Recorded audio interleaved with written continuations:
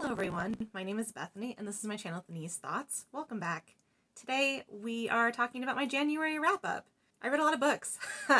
Several of them were novellas, but there were a couple of novels and a lot of them were audiobooks. I read a ton of audios because at that point in time there was a lot of things happening in January, just in the world. Reading through audiobooks for some times were the only things that I could really do. I read 18. Did I mention that? Yes, I read 18 books this month. Several of these were prompts for Pop Culture Readathon, where we read books that were inspired following prompts from 80s movies. So I've enjoyed this readathon the last several times, so it was a lot of fun to join again. And several of these books, not all of them, but most of them were for that readathon. So without further ado, let me get into it. So the first book that I read most of it in December, but I actually finished in January, was the audiobook of The Swedish Prince by Karina Hale, or Halle. It was about Maggie and Victor. Victor was the prince, and he met Maggie in all places, Tehachapi, which just cracked me up a little bit because I live in California, so I'm familiar with Tehachapi, and man, Tehachapi is like, you would never expect to find a royalty in Tehachapi. I don't know, there was something about that made me kind of laugh a little bit because I could appreciate some of the jokes made about Tehachapi. That was kind of funny. Overall, though, I felt like the story really dragged. It just kind of dragged on a little bit too long. The conflict was too weak. Maggie and Victor just kind of kept going back and forth for like imagined reasons. Their chemistry just kind of fell flat for me. I don't know. The steaminess was kind of good, but I just wasn't really invested in their characters, and I felt like the story dragged. It was like I want to say a 14-hour audiobook, and it just didn't need to be that long. It just really dragged for me. I had a hard time with it. So it was about 3 stars. I was really interested in Maggie's brother and sister. I thought they were way more interesting characters than they're the 2 characters that I was supposed to be rooting for. I don't know. It was just meh. It's the first book of that particular series, and I've read, I believe, the 3rd one. I just haven't read the 2nd one, which I still am planning on reading, even though this one was kind of a flop because I was kind of interested in that character. So we'll see. The next book that I finished was The Queen of Nothing by Holly Black. I was really excited because I don't know if you've seen some of my TBRs before. I always say that I've read half of it and I'm going to finish it, and I actually finished it. Very exciting to finally finish this, to finally finish the series and know how it ends. The 3rd book in the installment of the Folk of Air series. I always forget what the name of the series is, so I always have to check. It's about Cardan and Jude. I don't want to give too much spoilers because I don't know if people have read the first 2 books, but basically, I thought the 2nd book was better. This one was okay. There was still some really good moments. I like Cardan and Jude. I know a lot of people think that they're like the really, like, truly enemies to lovers. Like, they loathe each other and kind of still hate each other, actually, even though they kind of like each other. But it's kind of fun. I know that's super toxic sometimes, but I kind of like watching it. Not a relationship I would be in, but fun to watch. So that's kind of how I felt about it. I felt like there was some parts of the ending that were really predictable, parts that kind of dragged, and also I felt like Jude did some things that were a little bit out of character that kind of made me go, come on, Jude, you were supposed to be this badass this whole time. Anyway, yeah, it was okay. I gave it 3.5 stars. I think the 2nd book was way, way better. This was still an okay ending to the series. I am okay with how it ended. That's kind of how I feel about it. I'm glad I finished the series. That was the exciting thing. 1 series down in my life. And then I listened to When He Was Wicked by Julia Quinn. That is the 6th book in the Bridgerton series. This was about Francesca and Michael. I wasn't super excited about this book because I wasn't super interested in Francesca. You don't really see her through most of the books because she marries really early on, and then you get references of her just kind of sporadically in the other books, and you just know that she's a widow and she's kind of separate from the Bridgertons. Like, she loves them, but like she likes her space, which I can kind of relate to, and I can appreciate about that. But I just wasn't really excited about her. I did enjoy it. It was okay. 3.5 stars. I really liked Michael. I think Michael was one of my favorite heroes in the Bridgerton series by far, because he's pretty sexy. Like, there was just something really, really sexy about him. One of the things that kind of bothered me is that you see what happens after her husband dies, and how Michael's just really is struggling with his attraction to her. Period. Like, before her husband even dies, like, he has a very strong connection to her and attraction to her, and he fights it a lot, and he almost to the point where it's like he's so guilt-ridden by the fact that he really, really loves her and wish she was his, but at the same time doesn't. She's originally married to his cousin, and so he doesn't want to get in the middle of his cousin. His cousin is like a best friend to him, and he's so guilt-ridden by his attraction to her. It almost borders on too much guilt and less pining. Like, I like a pining hero. A pining hero is great. I think that can be really sexy and really fun, but it was more like he was so guilt-ridden by having an attraction to her when she is his cousin's wife, and that kind of made it less sexy. I mean, no one wants to be guilt-ridden. No one wants to read about someone guilt-ridden by having, like, attraction for another, especially when this is the couple you're supposed to root for. I think how things came around was okay. I think that I just wanted a little bit more pining from him and less guilt. And her decision to finally for them to get together was very okay. Like, it didn't seem that there was like a progression there. I kind of lacked that between the two of them. I will say though, I think again, Michael's one of my favorite heroes because he's super sexy. So I liked it for that reason. And that moves on into the rest of the audiobook, where I got the When He Was Wicked second epilogue that's in the same audiobook. It's counted as a separate book, so I counted it as a separate book. It is about Francesca and Michael getting a true happily ever after. And I think their epilogue was really, really well done. I really appreciate it. I rated it 4 stars. Maybe some people didn't appreciate it because this is kind of minor spoilery, but also content warning. There's a little bit about infertility. There might be some people that didn't appreciate it for how that ended. I did, because I still root for my couples, but it's not everybody's cup of tea. So there you have it. The next book that I finished was an ebook. That was Duke, I'd Like to F. That was the anthology from 5 different authors. No, like, each of them had their own little novella, and it was about kinky dukes and their stories from each author. I have a review. I mean, if you want to check it out, I have a review for like each story broken down. I have that in my Goodreads. I'm not going to do that here, but I will say overall 4 stars. And if you like kinky dukes and want like more steamy sexiness from your historicals, this anthology definitely has it. The authors that were in it are Sierra Simone, Nicola Davidson, Eva Lee, Adriana Herrera, and Johanna Schupp. If you like any of those writers, definitely still recommend the anthology, because I think all of the stories were really great and had their own really great twist on things. And a lot of them featured like I said, sexy, steamy. A lot of them were kinky dukes. There was sex toys and light BDSM for a couple of the stories, and all really great things. And there's quite a few age gaps. Like, I want to say 2 or 3 of the stories featured age gaps between the characters. So it's a lot of steamy, sexy fun. Definitely recommend the anthology if you want to check it out, and if that's your thing. And the next book that I listened to was called Firelight by Kristen Callahan. This was about Benjamin Archer and Miranda, and I rated this 3.5 stars. So this is more like a paranormal. Archer has some sort of disfigurement. You don't know why, but he wears a mask. He's covered head to foot in mask, and everything's covered, so he has some sort of disfigurement. You don't know what it is. Miranda has this ability to just randomly be able to start fire from her hands. Okay, so kind of got a little bit of a paranormal twist. You slowly start to figure out what happened to Archer and what's going on with Archer. And this definitely gives you Beauty and the Beast retelling, for sure, vibes. As well as, I kind of got Dr. Jekyll, Mr. Hyde vibes from the story, because there is like a mystery. It's kind of suspicious.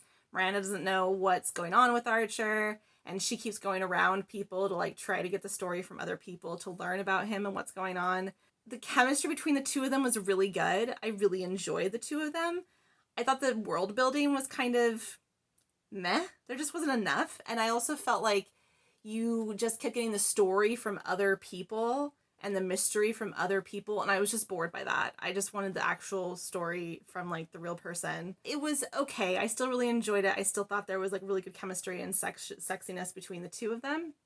I just think that how the mystery played out, I was kind of bored by, and I wanted less of that. I wanted more of them together and less of like whatever else was happening. The world really ended up being kind of interesting at the end, and also a little bit predictable about how it was going to go. It was interesting. I think I might check out the second book in the series. I forget what the series name is. Paranormal London type of series. So I'm kind of interested in the second book. It has a couple of the characters from the first book in the second one, so I kind of am low-key intrigued in that one. Otherwise, I could take it or leave it. It was just okay and kind of cute and kind of sexy. The next one I listened to was from the next book that I had set up for the Ice Planet Barbarian series. It took me a while to get through on Libby, but it finally did. It was The Barbarian Alien by Ruby Dixon. That's the second book. It is about Liz and Rahash. And at the end of the first book, Rahash basically kidnaps Liz. And Liz ends up waking up being like, what the hell? You kidnapped me, and now I'm bonded to you because of the way that their mating works on this planet. And she totally hates Rahash big time. And I just kind of gave me the enemies to lovers vibe, even though it's kind of novella because it's a shorter story. It was just kind of fun. Liz has got a lot of sass and attitude, and I love that in her character. It just made the story just really delightful. And I really liked how the two of them finally came together.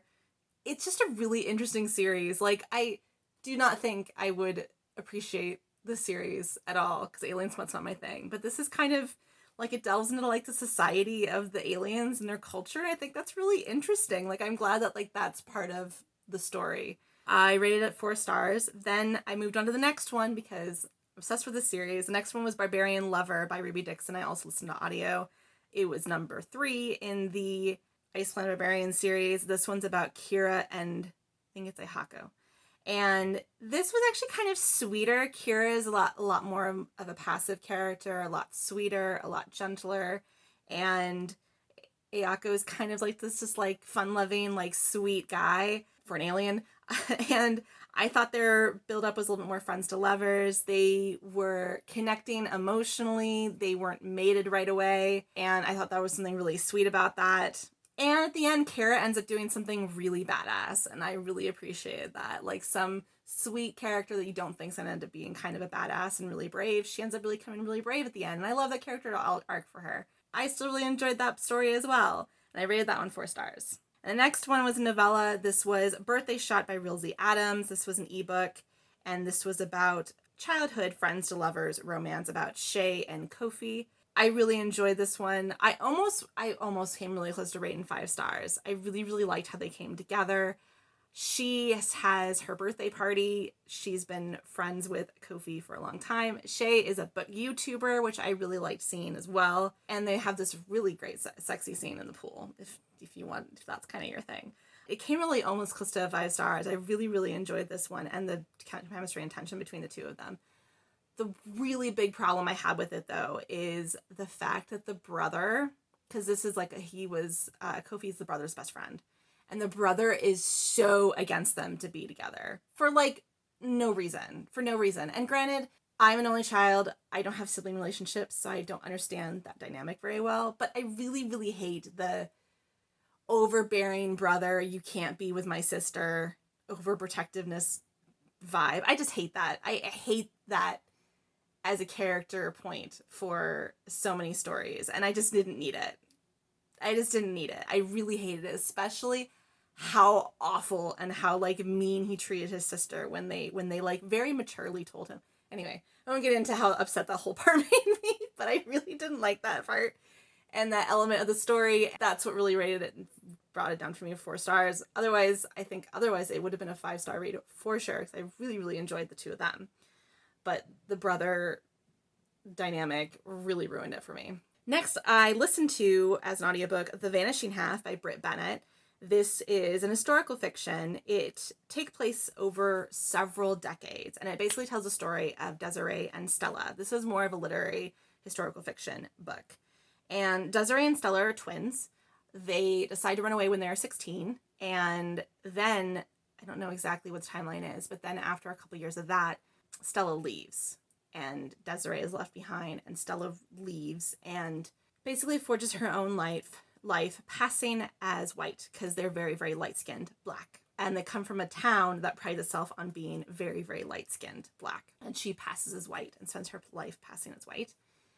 And Desiree makes several different choices. It's really, really interesting. I really recommend it. If you like family dramas and events in family that have overreaching effects, I can strongly recommend this book.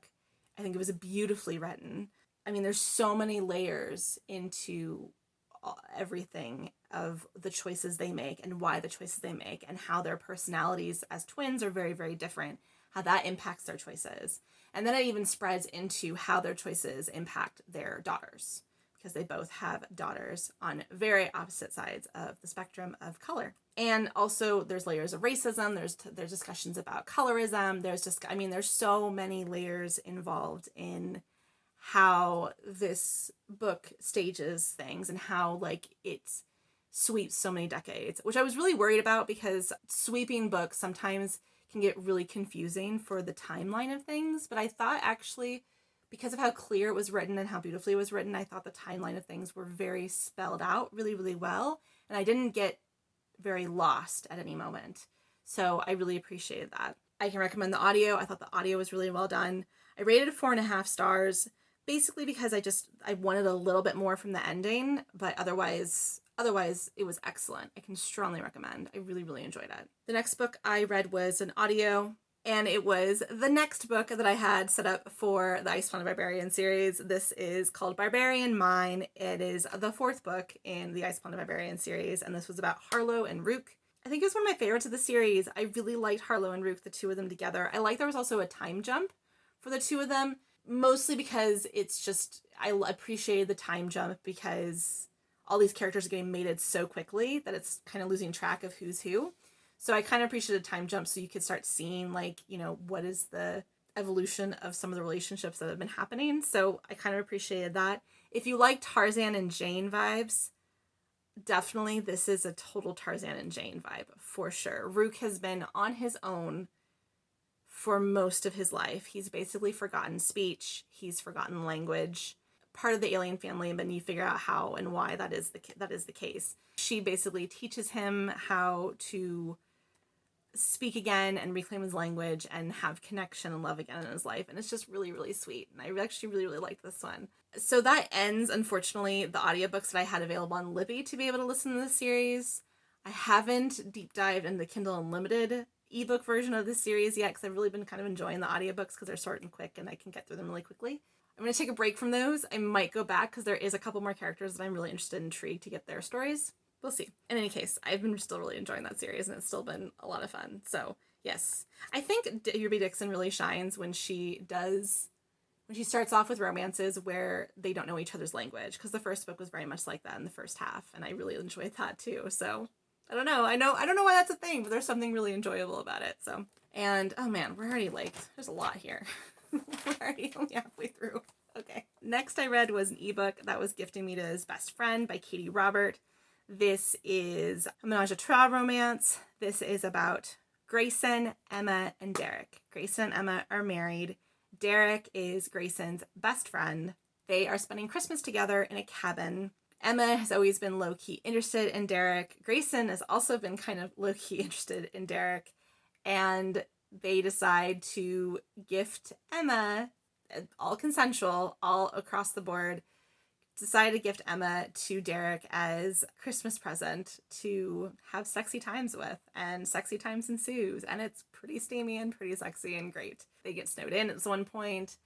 There's hot tub sexiness. There's just so much good times. I rated 4 stars. This one was okay. I just felt like the chemistry wasn't all the way there for me for this one. I don't know why. Maybe just characters wise, but I still really enjoyed it, and it's still a lot of fun. And if you want holiday, snowed in, winter vibes, this has definitely got it for you. Next one, we have ebook By a Thread by Lucy Score. This was about Allie and Dominic. This is a workplace romance. Dominic is a boss, and Allie is one of the many secretaries that works at this magazine.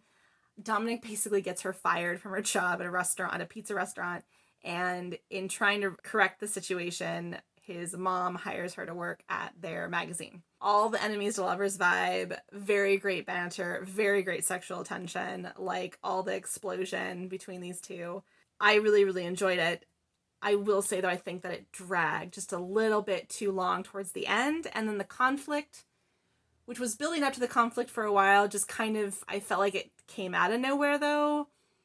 It had a third act breakup scene, which is not my favorite trope to begin with anyway. And then the timing of it just was like, they're already living together.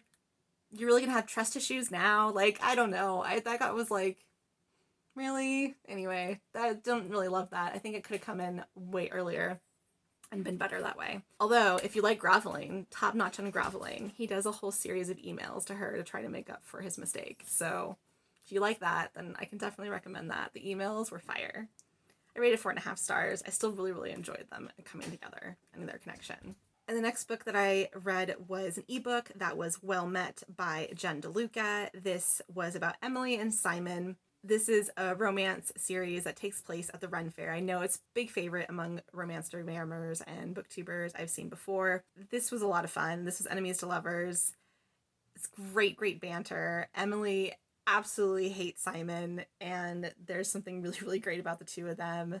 And I just really loved the Ren Fair setting, because I've never ever participated in a Ren Fair, but I've been to several of them, and I have several friends and family who have been in them, so I know the Ren Fair vibe, and it was just so much fun to read about this in this romance series and this setting. I just really liked the two of them. I thought the pacing was really well done. I really enjoyed the story overall. And I rated it 5 stars. It was my first 5-star of 2021, so that makes it very exciting. I just really enjoyed this. It probably could have been more than 4.5 stars, but I read it like within 2 days. I just couldn't put it down. And that when that kind of thing happens to me, I don't know. It was a 5. It ended up being a 5-star read. It just had the extra oomph that I needed to make this really, really enjoyable, and really loved it.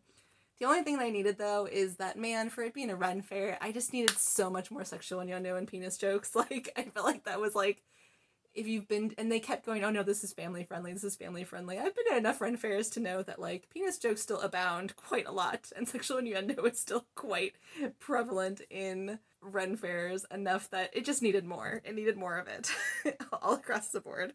But it was still very enjoyable and still a lot of fun to read. I've heard mixed reviews of the second book, and so, but I still probably plan to read it. The third one, though, however, I'm super excited about because it has a couple that I think I'm really looking forward to. So I'm still jazzed for the rest of the series. The next one that I read was an audiobook. This was Legend Born by Tracy Deonn. This was about Bree, and it is an Arthurian legend retelling. It is a YA book. I rated it 4 stars. I have to say, I had a really hard time getting into the story of Bree. I thought that the plot dragged in the beginning, and the story was very, very slow. And I listened to this on audiobook, and it was 18 hours long. It just was really, really slow for me. So I had a really hard time getting into that. I will say that about halfway through, when things really start happening and things start really moving, I got much more invested in the story and started to really enjoy it and get involved in the story. And then the ending took me away. The ending blew my mind. The ending, the build up to what happens at the end was so good. I really, really enjoyed the ending. So like 3 stars for the beginning, about 4 stars in the middle, and then like 5 stars for the end. So overall, I kind of made it 4 stars because I did really have a hard time with how slow it built. It just, the pacing for me just was off. I felt like the timing of the novel was off. Like, so many things happen in a very, very short frame of time. I think I would appreciate it for it to have happened over a longer period of time, but then the events could have been condensed a little bit more. I'm not sure exactly what that would look like or if that makes sense, but that was kind of what I was thinking for the story. But it is a debut book, so I'm hoping maybe the second book will be a little bit stronger in that area. However, I think that this story is super, super good. I think that the Senate fantasy centered on a Black female lead was amazing. I also think that there was so much about how this magical system was based on featured racism. Like, this world building, this magical system had racism interwoven in the story, which I think if magic really existed and in fantasy, like, that would be a very real part of a magical system. Like, racism would be very much a part of it. I think the fact that that was written into this story made it really real and really added something really interesting to it. For that reason, I really enjoyed what the new perspective the story brought. Again, I rated it over 4 stars. I will say too that there is a romance between Bree and Nick. I didn't really care for the romance. I didn't really like Nick. I just didn't think that there was a lot of chemistry between the two of them. It was very meh, but I am all for Bree and Sel. That's my ship that I am going to be sailing for this book. So I'm hyped for the second book. I'm really excited to see where the rest of the story goes. The next book I read was Reaper at the Gates by Sabaa Tahir. This is the third book in the Ash and the Ember and the Ashes series. And this book, I mean, it's basically a huge setup for the fourth book, I'm not gonna lie, but I still really, really enjoyed it. I still ended up rating it 5 stars because I thought that there was so much happening and things were moving and things were really paced out well, and the series gets better with every book. And I think this is my favorite book in the series so far, and I really enjoyed it. And I was utterly destroyed at the end for Helene and Harper, and I won't say why. And don't tell me spoilers for the fourth book, otherwise I'll be very sad because I've avoided them so far. So I'm really excited to read the fourth book, and probably will read that in March. I'm just really, really enjoying this series so much. It's a lot of fun. Next, I read Dear Martin by Nick Stone. This is about Justice, and Justice has some experiences where he is handcuffed and is racially profiled for committing a crime, but he is not guilty for the crime he is accused of committing. And that particular experience leads him on a journey to start writing letters to Martin Luther King as a project for himself in trying to be more like Martin. I thought that it was really beautifully written. I thought the letters were really beautifully written. I thought the story was really well told. Justice ends up going through something where he's involved in a fatal shooting. And there's just so many layers to this as well. The racism is depicted really well. The story is depicted really well. Justice is such a real character. I just really enjoyed this overall. I think that Justice is depicted as a senior in high school. I think he reads a lot younger than that. I think this book as overall reads as a younger YA. And I just wanted a little bit more about that and a little bit more from it for that reason. However, I will say it's beautiful writing, really powerful story, and definitely a must read. I really wish this had been something that I had read when I was in school. I would have loved to have had discussions about this book. I think that would have been really, really powerful. Yes, really, really recommend. It's really short. It took me literally a day. Really, really enjoyed. Can strongly recommend. And then last for this month, I technically finished this in February, but I read most of it in January, so I'm just going to count it for January. And that was an ebook. That was Bottle Rocket by Erin McClellan. This is the third book in the So Over the Holidays series. It is novella. This follows the Holiday siblings. So I've read it out of order now at this point. I read the first one. I'm reading them out of order, but that's fine.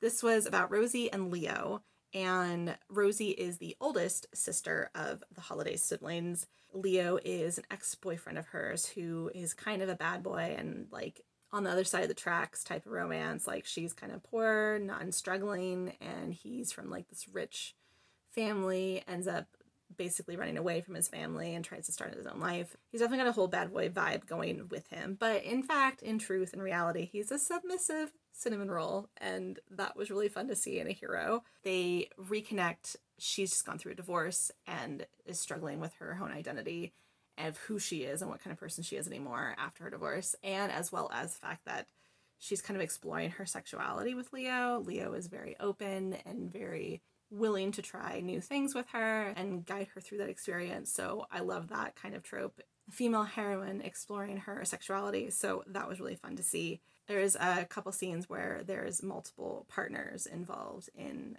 sexy time. So just be aware of that if that's not really your thing. I think it was really, really sexy and really steamy and a lot of fun for that reason. And also if it gives you all the July 4th summer vibes. So it is all takes place around that time. So the US depiction of Independence Day and the 4th of July. And that is a Kindle Unlimited book as well. So you can check that one out too. As well as, I forgot to mention, Birthday Shot was also Kindle Unlimited. By a Thread was on Kindle Unlimited. I'd read a lot of Kindle Unlimited books this time. There you have it. That is all the books that I read for January. It was quite a bit. Total it all together, as I mentioned, I read 18. 3 of them were physical books. There was 6 ebooks and 9 audiobooks. I told you, I went hard on the audios. And overall, my ratings for these, I had 2 5 stars, 12 4 stars. So really good month, honestly. That's a great reading month. 4 3 stars and 0 2 stars. So really great reading month. I enjoyed a lot of the readings of a lot of the things. So that's fun. Super great reading month. Really enjoyed a lot of things that I read. Comment down below what your favorite January read was. I would love to know. And that is it for me today. Thank you so much for watching. If you like what you saw and want to see more from me, please subscribe and hit likes and bells. I'd really appreciate it. And if you want to follow me on all the things, my social media is listed all down below. Thank you so much for watching, and I will see you again soon. Bye!